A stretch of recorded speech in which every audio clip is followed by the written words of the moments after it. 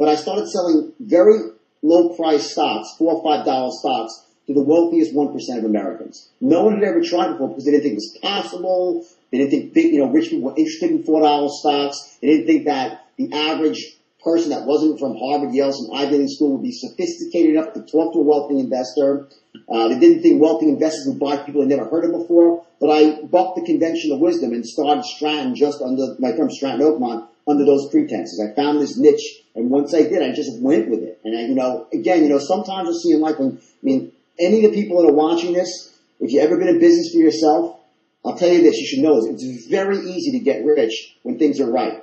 When you're in the right place at the right time and you've got an idea and it's all okay, it's good, the money just pours in. Mm-hmm. However, if your business model is wrong and you're not at the right place at the right time and the stars are aligned against you, you can work 22 hours a day and you won't make a dime. That's what the meat business is like. I worked harder in that business than I ever did in the brokerage business, and I walked away with nothing. I struggled every day I was there and walked away with zip.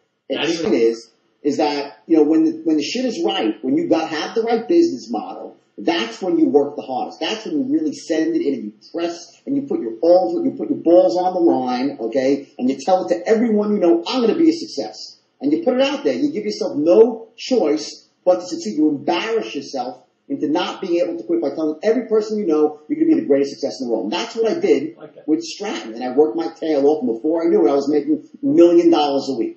The biggest difference, the great difference that I see between winners and losers in business is the winners are the ones that don't have too much invested in their original ideas. They have a great idea. They think it's great. They take their money. They go gung-ho into it.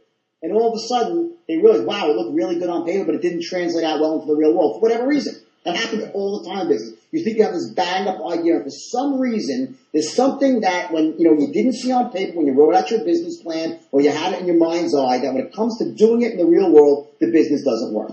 So what do?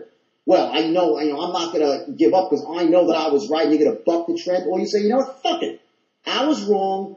Either you shut your business down and go into something completely different, or you look at it, you say, this is the mistake, and you have, what Anthony Robbins calls sensory acuity, where you look constantly at how, your actions are affecting where you want to be, your goals. And if it's not going right, you change and you try something else. So the biggest thing I would say to an entrepreneur is, number one, don't be scared to fail.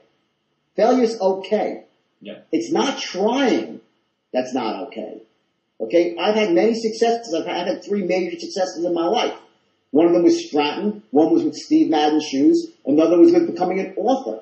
But those 3 successes, I've had 50 failures where I got something and lost my shirt and made no money, worked my ass off, just didn't work for whatever reason. But at the end of the day, what I'll be remembered for, I believe, is not the fact that I started some businesses that failed. They'll say, oh my God, he really knew how to start a business and make money.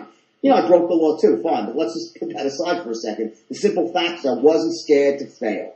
The second thing is, once you're in the business, don't put blinders on and charge forward. If it's not working, either you change course and stay in the same business, or shut the fucking thing down and start something else.